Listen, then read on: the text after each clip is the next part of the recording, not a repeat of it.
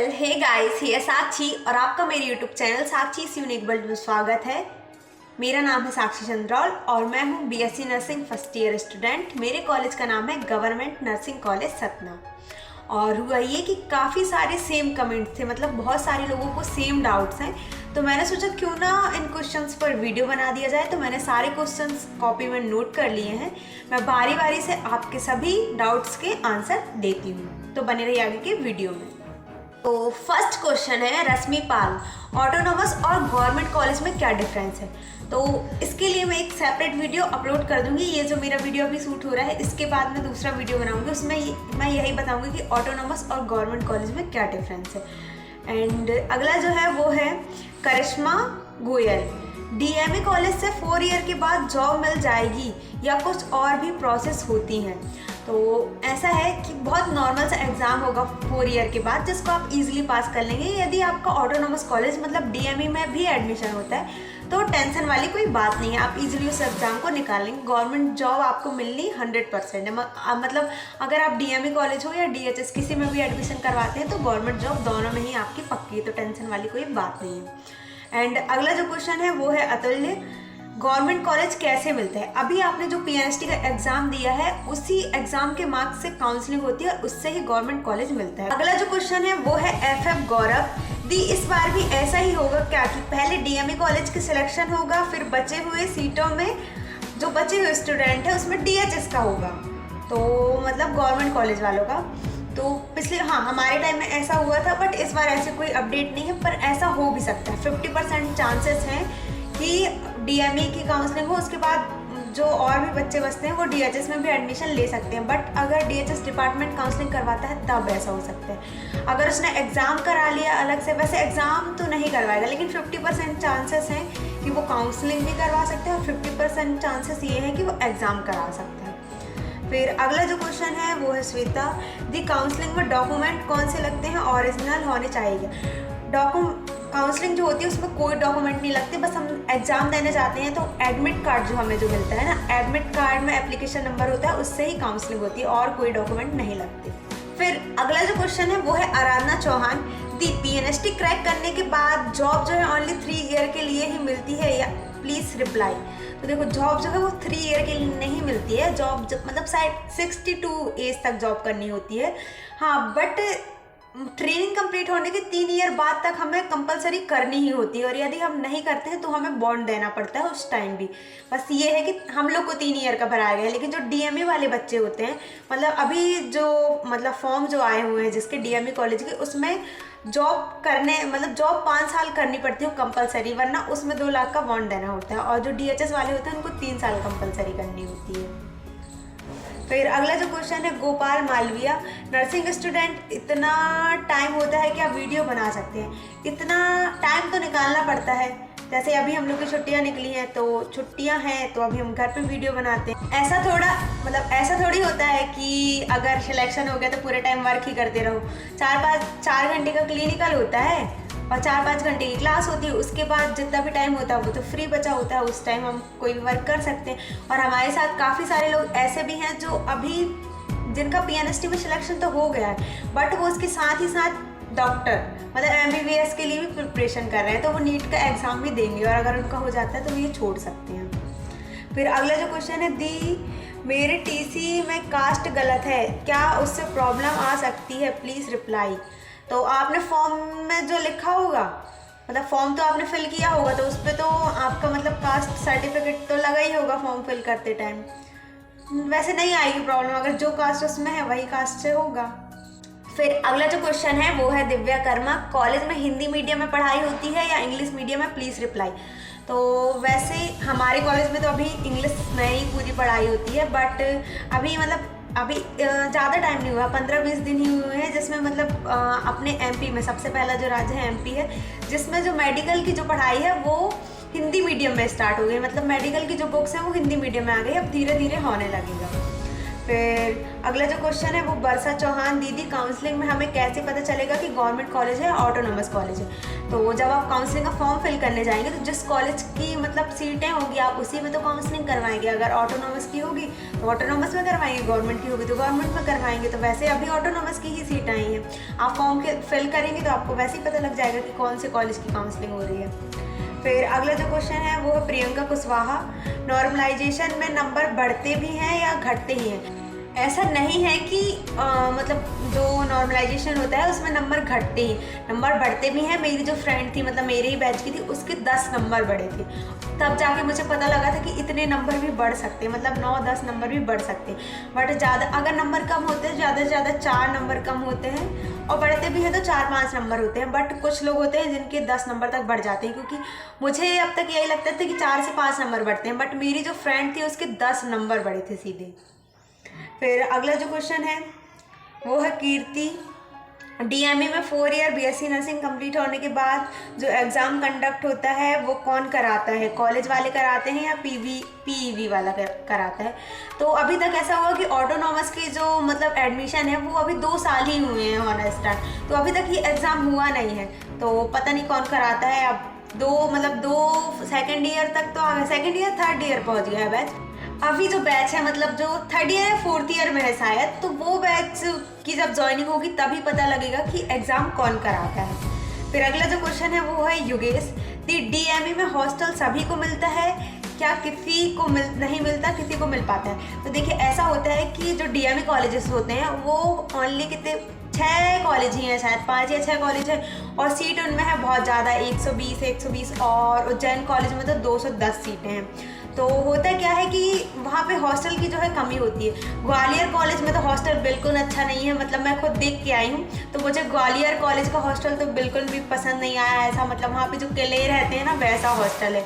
और दीदी भी है मतलब मेरी यहीं घर के पास में ही रहती है मोहल्ले की, तो उनका ग्वालियर कॉलेज जो मिला है मतलब हॉस्टल उनका अच्छा नहीं है, बाकी तो बढ़िया है सब कुछ। तो देखना गवर्नमेंट मतलब ग्वालियर कॉलेज में तो स्टार्टिंग में नहीं मिल पाएगा मेरे को लगता है हॉस्टल की वहाँ कमी है। और हॉस्टल के लिए होता ये है कि जैसे अभी सारे बैच होते हैं तो वो वहाँ पर होते हैं, जैसे 4th ईयर वाले होते हैं, और अभी न्यू एग्ज़ाम भी हो गया तो हॉस्टल पूरा फुल होगा। तो क्या होगा कि जो फर्स्ट राउंड में जितने भी बच्चे जाएंगे उनको हॉस्टल मिल जाएगा, लेकिन उसके बाद जो बच्चे आएंगे उनको हॉस्टल की दिक्कत होगी। उनको कुछ दिन के लिए मतलब ऐसा हुआ था, मेरी भी फ्रेंड थी जिसको ग्वालियर कॉलेज मिला था, तो उसे कुछ दिन के लिए रूम पे रहना पड़ा था। उसके बाद जब 4th ईयर की दीदी लोग चली गई थी, मतलब सीनियर ने जब हॉस्टल खाली किया, तब जो फर्स्ट ईयर की न्यू बैच आए थे उनको हॉस्टल मिला था। तो ऐसा भी होता है। फिर अगला जो क्वेश्चन है वो है मोनू कुमार, दी काउंसलिंग के बाद कैसे पता चलेगा कि हमें कौन सा कॉलेज मिला है। तो यार कॉलेज आप लोग चूज़ करोगे जब आपका अलॉटमेंट लिस्ट आएगा तो उस पर आपका कॉलेज लिखा होता है, मतलब मेंशन होता है कि किस भी लड़की को, किस गर्ल को कौन सा कॉलेज मिला हुआ है, तो उससे पता चल जाएगा काउंसलिंग जब लिस्ट आती है, मतलब अलॉटमेंट लिस्ट आती है उससे। फिर अगला जो क्वेश्चन है वो है नेहा जाटव, डीएचएस में भी ओरिजिनल डॉक्यूमेंट जमा करना होता है क्या। डीएचएस हो या डीएमई हो, किसी भी कॉलेज में आप एडमिशन करवाओ, दोनों कॉलेज में ही आपको ओरिजिनल डॉक्यूमेंट जमा करने होते हैं। देन अगला जो क्वेश्चन है वो है सुमन, दी कितने मंथ तक स्टाइफंड मिलता है, पर ईयर 16,000 रुपये देना होता है क्या। तो देखिए स्टाइफंड पूरे साल मिलता है, मतलब 4 ईयर तक, 4 ईयर तक अपन वहाँ वर्क करते हैं तो 4 ईयर तक हमें स्टाइफंड मिलता है। ये जो फीस है 16,000 रुपये, ये गवर्नमेंट कॉलेज की फ़ीस है। इसमें बॉक्स, ड्रेस और एडमिशन फ़ीस तीनों मतलब इंक्लूड हैं। बट होता क्या है कि पर ईयर हमको 16,000 रुपये नहीं देने होते, पर ईयर ओनली 500 रुपये देने होते हैं, वो जो कि एडमिशन फ़ीस है। बाकी ड्रेस और बुक्स का तो अलग से लगता है, वो आप अगर हॉस्टल मतलब कॉलेज वाले अगर प्रोवाइड करवाते हैं तो जो भी चार्ज होगा वो ले लेंगे, और अगर आप खुद से लेते हैं तो फिर तो देने की बात ही नहीं है। बाकी बुक्स और ड्रेस तो लेनी पड़ेगी आपको। फिर अगला जो क्वेश्चन है वो है वीरेंद्र पटेल, आंसर की में नंबर बढ़ जाते हैं क्या, मेरे 46 नंबर है, ओबीसी से हूँ, तो क्या मेरे नंबर बढ़ जाएंगे, कितने नंबर पर गवर्नमेंट कॉलेज मिल सकता है। तो देखिए गवर्नमेंट कॉलेज की तो अभी काउंसलिंग होगी कि नहीं यही कंफर्म नहीं है, बाकी 50% चांस है कि हो सकती है। एंड 46 नंबर है और ओबीसी कैटेगरी है, तो मुझे नहीं लगता, मतलब नहीं है चांस सिलेक्शन के। आपको नेक्स्ट एग्ज़ाम की प्रिपरेशन करनी चाहिए, ज़्यादा से ज़्यादा 5-6 नंबर बढ़ पाएंगे आपके। फिर अगला जो क्वेश्चन है वो है देवी सिंह चौहान का। मैम मेरी लड़की के 50 नंबर आए हैं और कंप्यूटर ख़राब हो गया था। 37 क्वेश्चंस मतलब 37 क्वेश्चन छूट गए थे, तो उसका क्या कर सकते हैं? एससी कैटेगरी से हम। तो देखिए आप एससी कैटेगरी से हैं और आपकी बेटी के 50 नंबर आए हैं, यदि उसके नंबर नॉर्मलाइजेशन में बढ़ जाते हैं तो उसका चांसेस है कि उसके सिलेक्शन हो जाए। बाकी 37 क्वेश्चन जो छूट गए तो अब उसका तो कुछ नहीं हो पाएगा। फिर अगला क्वेश्चन है उमा नामदेव, मेरे 63 नंबर है, ओबीसी से हूँ, काउंसलिंग टाइम पर मुझे कौन सा कॉलेज चूज़ करना चाहिए, प्लीज़ रिप्लाई में। तो काउंसलिंग के टाइम आप कोई सा भी कॉलेज चूज़ करें, आपको जो चाहिए। देखो आपको मतलब हाईएस्ट मार्क्स वालों को ही जबलपुर और जैन कॉलेज मिलते हैं, उसके बाद मार्क्स के हिसाब से अलग अलग कॉलेज मिलते हैं। तो आप कोई भी कॉलेज चूज़ करें, आपके मार्क्स के हिसाब से आपके लिए जो कॉलेज मतलब सही होगा आपको वही कॉलेज मिलेगा। फिर अगला जो क्वेश्चन है वो है Hariom Sahu, DME 4 year course के बाद जो एग्ज़ाम होगा उसमें पास नहीं हो पाए तो क्या होगा?